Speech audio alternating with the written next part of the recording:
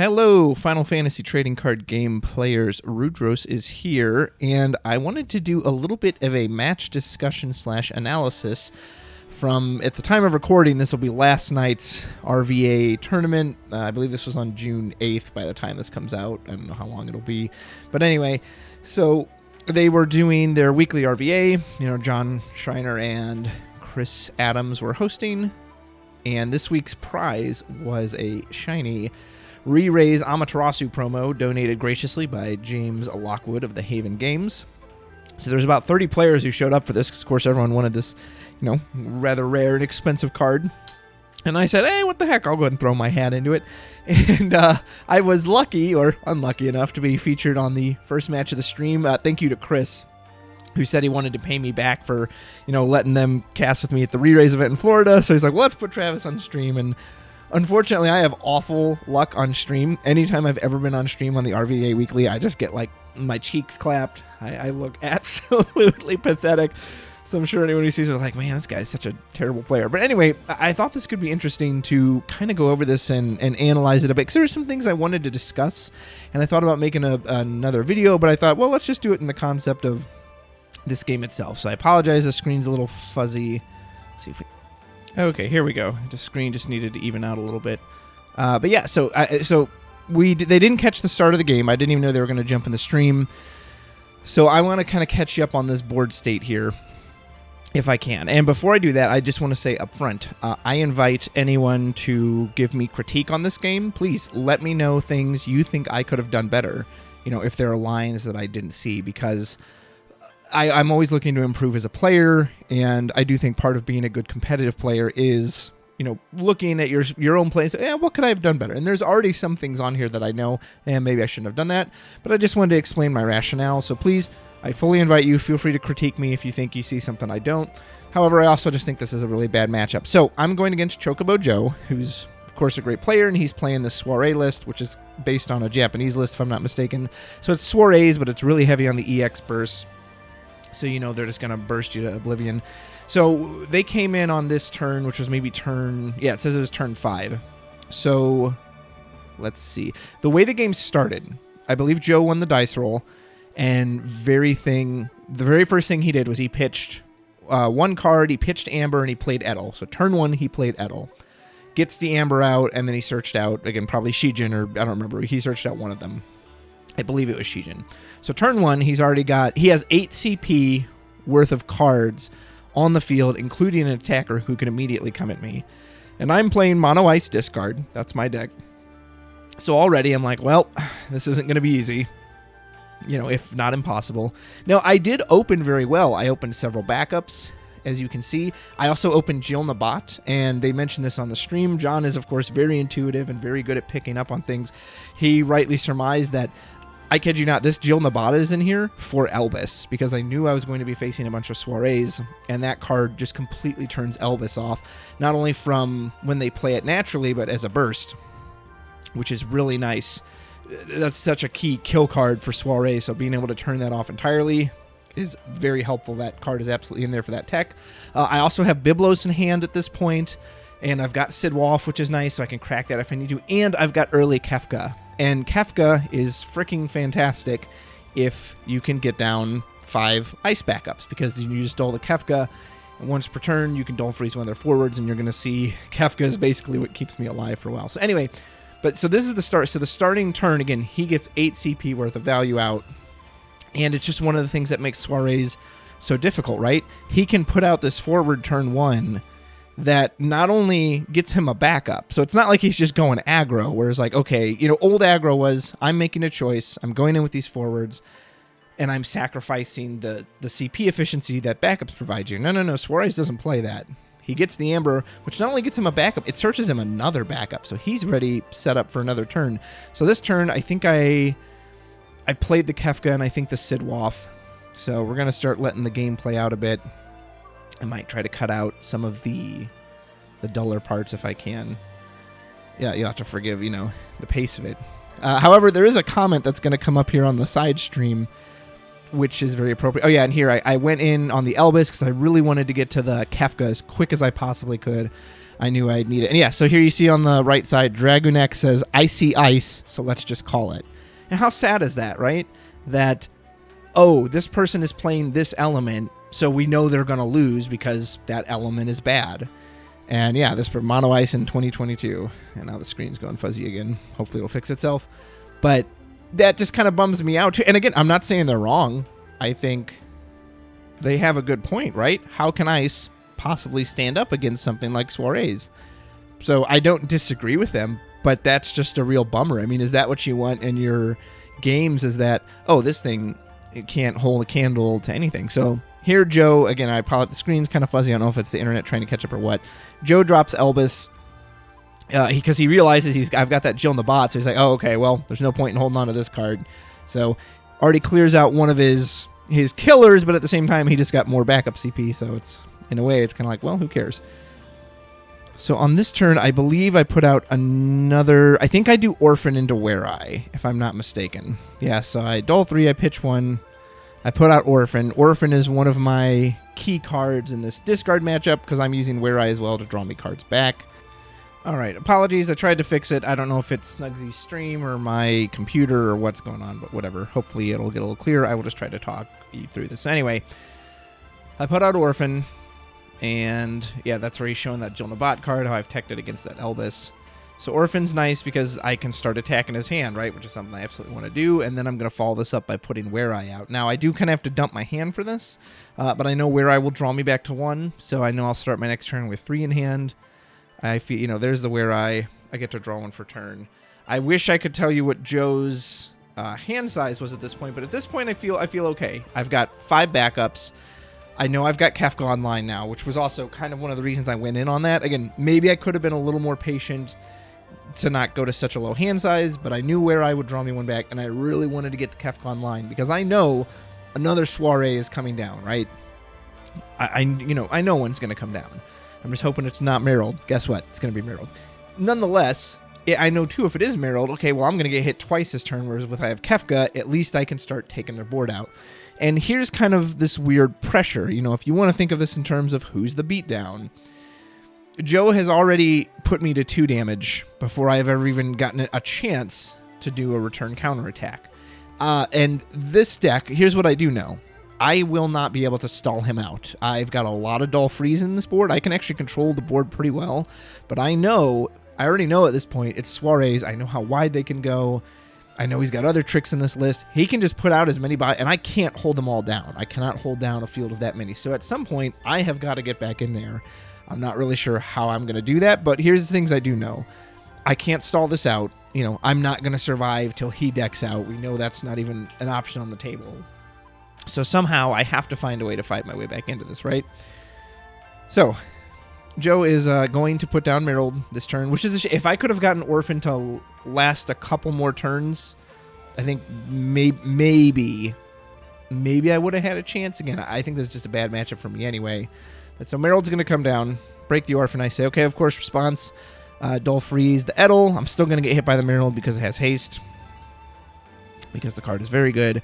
And so I'm going to go to damage 3, and I hit Charlotte, which is very unfortunate. That would have been a really nice, not only magnet card, Charlotte's already on damage 3, so she's, ready to go. So I start with 3 in hand. I've got Kefka. Kefka says, again, I can guarantee I put out Biblos. One thing I want to note, too, I'm going to set the speed down to normal really quick. When you use Kefka, or really the advantage of Kefka here, always use Kefka on your opponent's turn. Unless there is some really good reason to use it on your turn, you always use Kefka on your opponent's turn. Because not only does it prevent them from attacking that turn, they won't activate on their next turn. They're still frozen from that. So you basically knock a forward out of combat for 2 whole turns. That is what gives it its strength. If you could only do it on your turn, the card would not be nearly as good, but you always do it on your opponent's turn. So for this turn, again, I apologize, it's a little blurry. I tap 2, I put out Biblos, so he's getting ready to go. And then unfortunately, the rest of my hand was 2 copies of Edward. I drew frickin' double Edward for turn, which feels awful. And then this Agrius. And I don't see Lastwell. I don't see Lastwell this entire game, so unfortunately, this Agrius just doesn't do much for me. And Duke Larg is not out. I didn't see that either. So Agrius is just a 5k body. But again, I had 2 Edward. I was like, well, this way I can play both of these off of just my backups. And what's it called? And again, I have the 2 Edwards in hand, which I can't play out anyway because my backup line is full. Okay, so Joe puts down Vesvia, gets 2 cards back into his hand. I've only got 1 in hand. He's definitely way ahead of me. Someone points out in the comments, Kefka about to put in a lot of work. Yes, he is, as you can see here. So I'll dull freeze the Merald, and again, you can see the Edel is down from last turn because I dull froze it on his turn. So there, I've denied 2 attackers. He has the bigger bodies than me. I'm not going to deal with it. And then here comes the Death Knell and Moshery. And I just have no answer to this card. I don't know if there really is an answer to this card in Ice. I haven't done a very good job of getting Joe's hand down, so he's sitting at a full hand size, so he's not even close to where I want him to be. However, Moshery also just says, even if you have nothing in hand, doesn't matter. So I did draw Charlotte. Feels very good. All right, I know, okay, he wants to bounce. He's got to at least waste something on Charlotte. He's got to, and Merald and Elvis are already down, so I'm not worried about that kind of removal. So here is the point where... so this is the point. I have 2 cards in hand. These are the 2 Edwards. That's what I have left. So I make Biblos a forward, and I go into attack. And we're going to watch what happens. So, of course, what happens is when Biblos attacks, he makes your opponent discard a card. And then whenever they have to discard a card, Biblos is going to dull freeze a forward. At this point, I know I can drop the Vesvia. Oh, I think I have a Carbuncle in hand, too, at this point. I know I have Carbuncle and Edward, if I'm not mistaken. So I drop the Vesvia. I figure he's probably not going to step in front with a Moshery. And, of course, he hits Tyro on EX Burst. It was funny. I wasn't even mad about it. I just kind of chuckled like, yeah, of course. And this happens to me all the time on these RVA weeklies. And I'll take this moment to stop and kind of just talk about that in general. Because John had mentioned on the stream I was going to have to play Minesweeper with these EX Bursts. Well, in Minesweeper... other than your original click, which is totally random, Minesweeper gives you numbers to help you avoid the mines. In this game, unless you know what card is on top of your opponent's deck, because you put it there, you saw them put it there, you have no idea whether or not this is going to be a burst or not. Now, it's me playing, so of course it's going to be a burst. It's always Tyro. However, this is a debate I've had with people in the past, and this is a good time to bring it up, is, okay, well, so what's your option, right? You don't attack. So here's my board state. I've got Charlotte, Agrius, a Biblios monster. I have a Carbuncle in hand summon who, he doesn't really... I can't make my opponent discard. I'm trying to get my opponent to discard, 1, to make his hand weaker, 2, to give Were-Eye my draw, and 3, to give Biblos. So if I make my opponent discard, I get 3 advantages. They're down a card, I get a dull freeze, and then I get to draw a card at the end of the turn. Now, you could just say, hey, this is a failed strategy, especially against Soirees, against Moshery, it'll never work, and that's fine. I accept that some matchups are just bad, but for me, this is what my deck does. Again, I'm not going to be able to pull out a Leviathan or a Titan or some card that's going to reset the game. I don't have that in here. I'm playing Mono Ice discard. So within the confines of what I'm doing, is this the right play here? Now, I felt it was because, again, I know this board is just going to get bigger and bigger, right?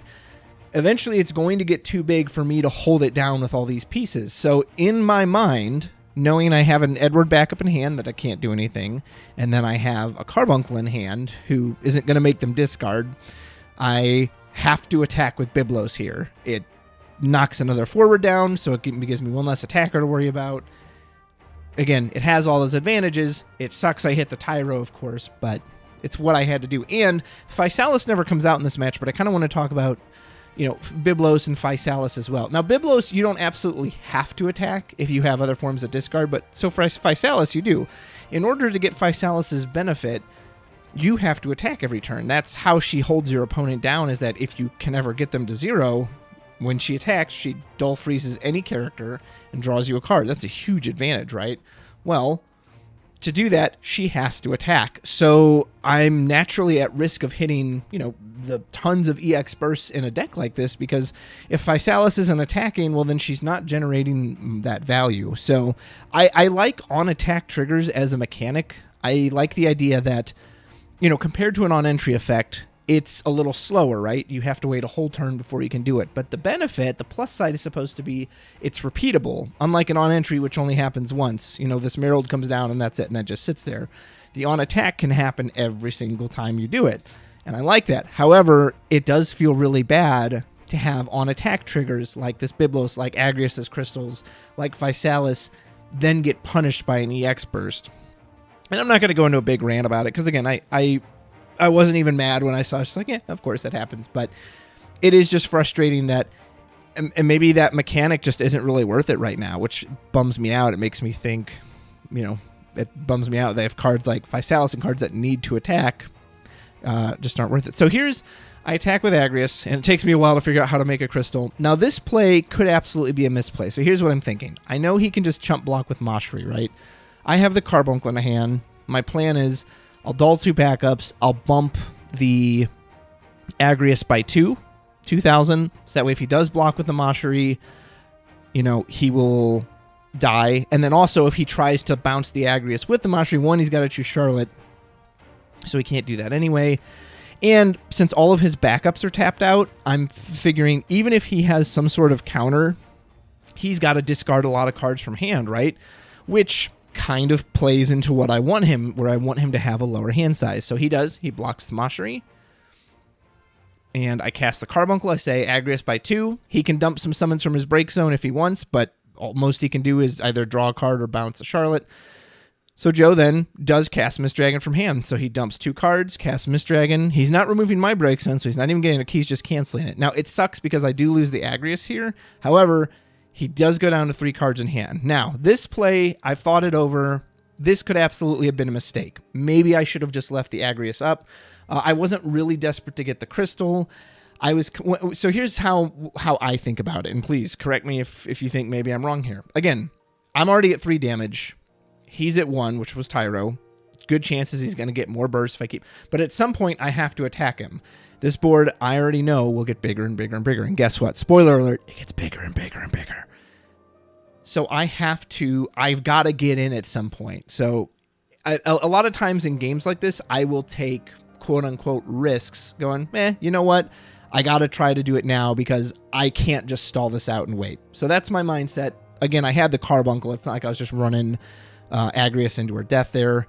Would have been awesome if I had Duke Larg or Last Will to make her huge, but it's what it is. So maybe I shouldn't have attacked with Agrias there. I will say that. However, again, I have 1 Edward in hand now. I made him dump 3 cards from his hand. I'm not mad about that. Well, actually, sorry, just 2. I was like, wait a minute. It's 2 because, again, Moshri's on the field. So pass back to him. For turn, I draw the 2nd Edward. So I just have 2 useless Edward cards in my hand. He's going to drop Irwin down to look at my hand, and then he's like, oh, well, you don't have anything worth taking at all. So go ahead. You can take one of these goofy Edwards. So again, I'm already behind here. I've been behind this entire game. At no point have I been ahead. Joe still has 5 cards in hand. I'm by no means getting him to the point where it's like, oh, I'm kind of slowly starting to work him down. No, not happening. I do still have Kefka, which is nice. And so here, again, this is one of those, like, before he plays anything, I know I can knock out the Edel, and the Moshri cannot run into the Charlotte, right? He's got to do something about it. Now, granted, it's Soirees. It's this kind of, he's got something, of course, right? That's what this deck does. There's no, I don't know what to do here. Here, Joe plays Axstar, which feels absolutely wretched for me because I gave him probably the best burst you could ask for, maybe other than Thoradin in the damage zone. And he's like, oh, thanks, cool. Now I can search for anything I want again. Don't mind if I do.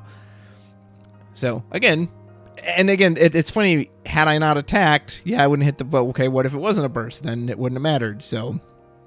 But also, if I'd sat there defensively, what would that do? He plays Irwin, which I'm like, yeah, please, here. Which Edward would you like to take? And again, he even writes in the chat, oh, that's kind of lame. So even with everything he's got now, I actually don't feel terrible here because who can attack this turn? Moshri and Madame Edel. I'm going to knock down the Edel with the Kefka. Kefka's absolutely carrying his weight in gold. These other 2 can attack. I feel pretty safe with Charlotte on the field. So we'll knock out the Edel. I say Charlotte's quite a decent defender, although, again, Moshri kind of makes a joke out of her. So in a normal game, I feel okay here because if Moshri's not on the field, I actually feel all right. I've got 3 in hand. My opponent's got 2. 2's not, as low as I want him, but it's the lowest he's been all game, right? So, okay, I've got a chance to maybe dump his hand out. And he's got a bunch of forwards. However, every forward other than Soriee actually doesn't do anything. They're all on entry effects. Yeah, Edel gives them protection, but my removal is unfortunately terrible in this game anyway, because it's ice. My main form of removal is Zalira. Zalira hits prime numbers. All of these cards are 4 cost. The only card I can even hope to hit is Soriee. So Zalira's worthless. Ice absolutely needs better summons. I've got Glaciolabilus, but not only can I not hurt the non-Edel Soirees anyway, it only does 7,000. That's not enough. So my removal is kind of pointless, and I was thinking about that from the beginning when I constructed this deck. I knew I was going to be facing a lot of Soirees. I just don't have good removal. I have the 3 CP Shiva, which can nuke for 9,000, but it hit into damage, so I never got to draw it, unfortunately. However, here I'm like, well, I know there's a lot I can do. In this turn, I'm pretty proud. So I have one of the Edwards. I think I drew into Biblos. I think I drew into a second Biblos, and I can't remember what the last card is. I mean, it might have been Zalira, which again is just like utterly worthless. So again, here's where a point where I say, well, okay, again, I can't stall. He's going to have 1, 2, 3, 4, 5 attackers next turn, 4 Kefka. So I swing in with the Biblos, knowing the Biblos can absolutely die here. I'm well aware of that, but I know I have the second one in hand, and I know I've got the Edward play. So I picture this Biblos dying, but I attack. I get him down to 1 card in hand. That's where I want him to be. I don't want him to have cards in hand. I have to knock out the Irwin or the Axstar. Joe knows, well, he's playing ice. What the fuck's he going to do? This ice has garbage summit. He's not going to do some surprise thing. So he happily steps in front with the Irwin. I lose the Biblos, which I was expecting to happen. And I don't dare attack with Charlotte because I know I need as many blockers as possible, especially when it's defensive. So now I use the Sidwoff, and John was very intuitive. He kind of guessed this is where I was going. Sidwoff to immediately bring back Biblos. Then I dull the 3 non-Kefka backups, play that Edward I have in hand. Now I make him discard. He's down to 0. Finally, that's where I want him. Biblos is now going to trigger again. Now I get to dull freeze Irwin. So that play didn't really cost it. I didn't, I had to put down a card from hand. Yeah, I lost 1 Biblos, but I immediately got it back. I still played the Edward on curve, so it's not like it cost me hand size or anything. I'm going to draw for I'm going to start my turn with 5 in hand. So this is about as good as I possibly feel. 3 of his forwards are down. Kefka's going to knock down another one. So I'm showing that I actually have a decent chance to somewhat hold this deck down. I've just got to find a way to win. And I'm still sitting there like, and again, this Soriee is just an absolute issue because I know I have no answer to it. I know at any time he can go, surprise, here you go. And here you're about to see one of the issues with Ice in the modern day is that Joe already has 4 backups. So he's hardly limited on resources. He has some summons. He could absolutely draw off a Soriee. Kefka, here we go. Knock out the Vesphia. So he can't kill the Charlotte with the Irwin just by swinging in, right? She's going to get damage reduction. No big deal, I'll block. However, Joe has Soriee and drew a Titan. So even though I got his hand to 0, and I think this is something Ice struggles with, that's the most you can do, right? The most you can do is get your opponent's hand to 0. They can still top deck something that's great. And these days, that's better than ever because cards have better value. Now, I know this Titan's an old card, but still, with this Soriee on the field, it only costs 4. So he doesn't even have to pitch that other card in hand. Without Soriee, he would at least have to go to an empty hand to do this. No, he doesn't have to. Soriee totally fixes that. I had a game, actually after this, I was doing some practice last night where similar thing, I'd get my opponent's hand to 0, and even on 2 backups, or no, they had no backups. They had no backups, but they drew the exact 2 cost card they needed and the thing to cast it. And so it was kind of, it's kind of frustrating, but again, it's also a thing of just like, well, there's nothing else I can do, right? Like, I cannot get your hand below 0. I can't get you negative. There's no ice card that says, hey, cut off one of your opponent's draws next turn. They only get to draw 1. That'd be great. That'd be huge, right? That would actually be insanely powerful. But no, I don't get to do that. So I'm still always at the whims of the top deck. Titan is absolutely right on time for Joe. He's going to have Irwin take out the Charlotte, which means I'm about to take 2 points of damage here, putting me up to 5, which means I'm pretty much just hosed at this point. He didn't have to even spend Soriee summons for that. Yep, there goes a Glacia, which is only really so helpful.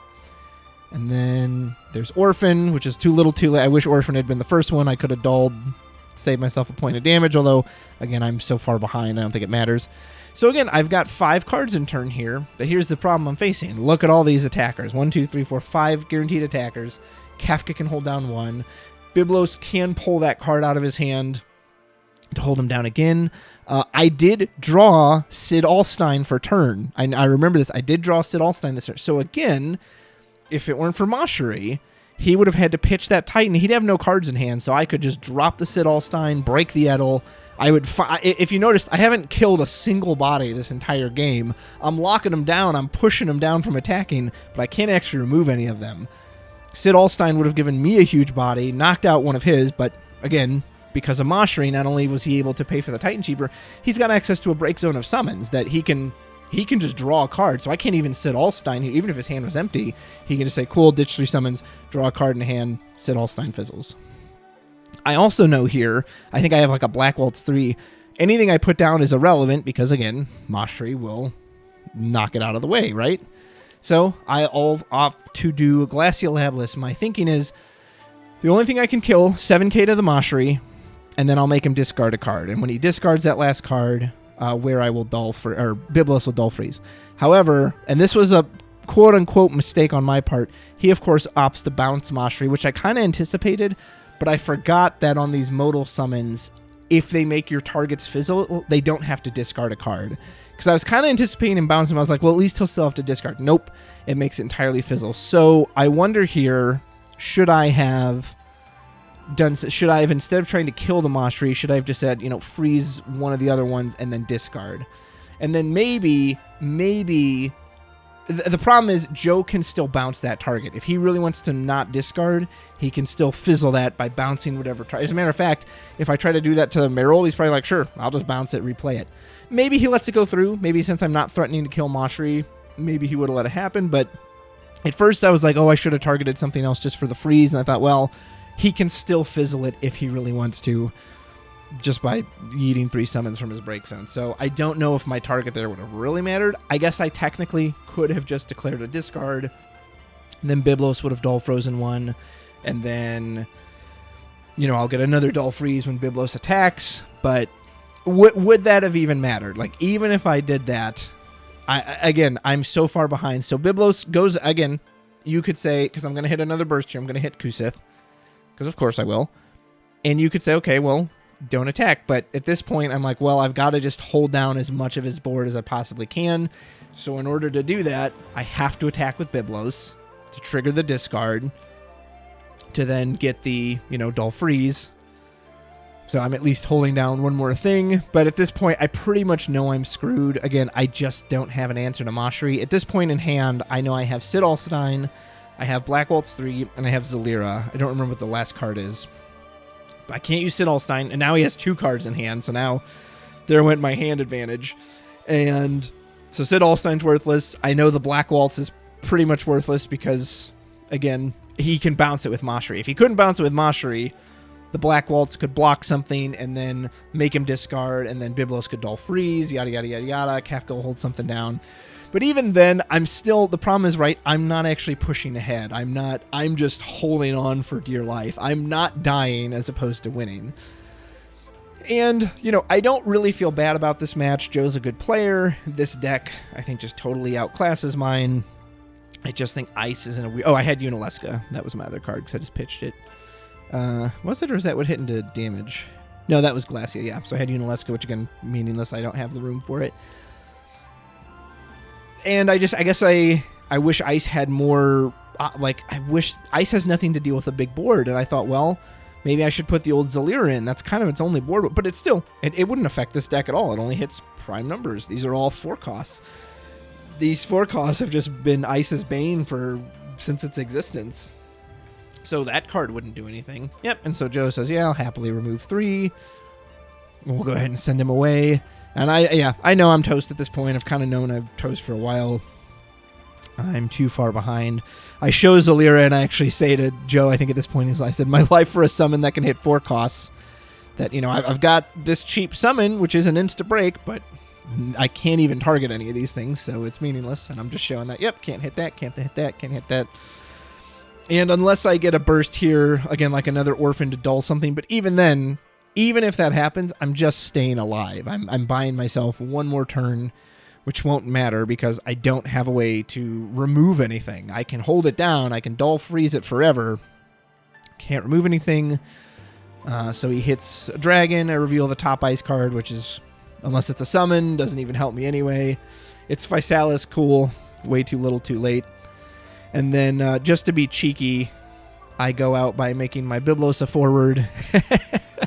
And then I cast Zalira on my own Biblos. Chris and John's commentary was great there, where they said, as if Biblos was saluting Zalira, saying, "Sir, it's been a pleasure." And then they just go down together. Zalira wraps Biblos in his arms and just drags him slowly to the break zone. So, but I knew I was beyond lost at that point, so I was just cheeky. So, yeah, so this was kind of the match. I kind of wanted to show it just for a few things. Again, I don't think there was anything I could have... I don't think this matchup is good to start. I saw another person, there's Duke Larg right at the end. I saw another person do an ice discard version. It was against Joe, and he went way more aggressive. He was like, turn 1 Argath, put out the lightning. And sometimes I wonder that, like, maybe the way to play this isn't kind of mid-range. Maybe it is that you want to get the orphan out really early, start junking their hand. However, that person lost that match too because you just run out of gas. They have to remove the orphan, which is incredibly easy with Mashri, with Merold, with Elbis. It's insanely easy to do. So I don't really think that's the answer either. I don't really think there is an answer. I think Ice lacks removal. Again, how do I deal with these Soirees? I don't. There's the Shiva that deals 9,000 to a dull forward. That's like my biggest answer to it.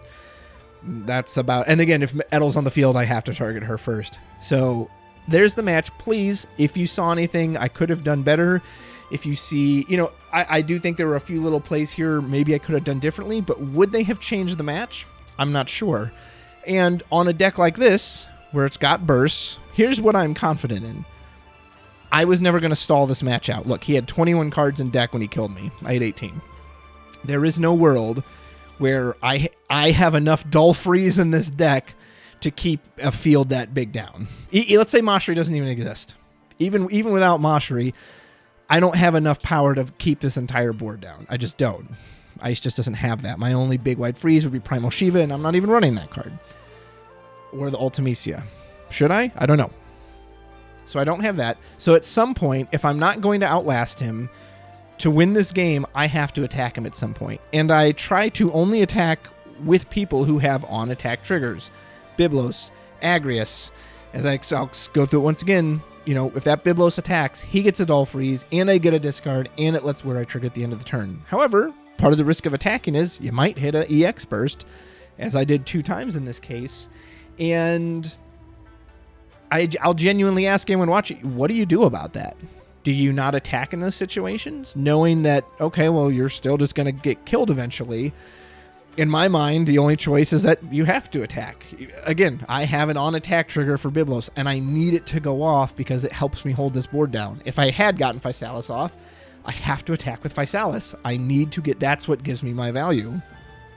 Now, again, I'm not talking if you're way ahead, and you don't actually need to attack because you're so far ahead. I'm talking a game like this. I'm already behind from the get-go. I've got to find a way to win. I'm not going to stall, so please. But if anyone out there sees an answer, I genuinely welcome your criticism. Show me something you could do, something you would have done, whatever. Yeah, that was basically it. Again, I actually was pretty proud of my play for the most part. I wish you could have seen both players' hands. I had no idea, obviously, what Joe had in his hand for the whole game. But yeah, that was it. Let me know what you think, and let me know what you think too about that concept of these cards that they have to attack, and then they get punished by these EX bursts, and yada, yada, yada, all that. So anyway, thank you for watching. Thank you to RVA for hosting. And until next time, take care.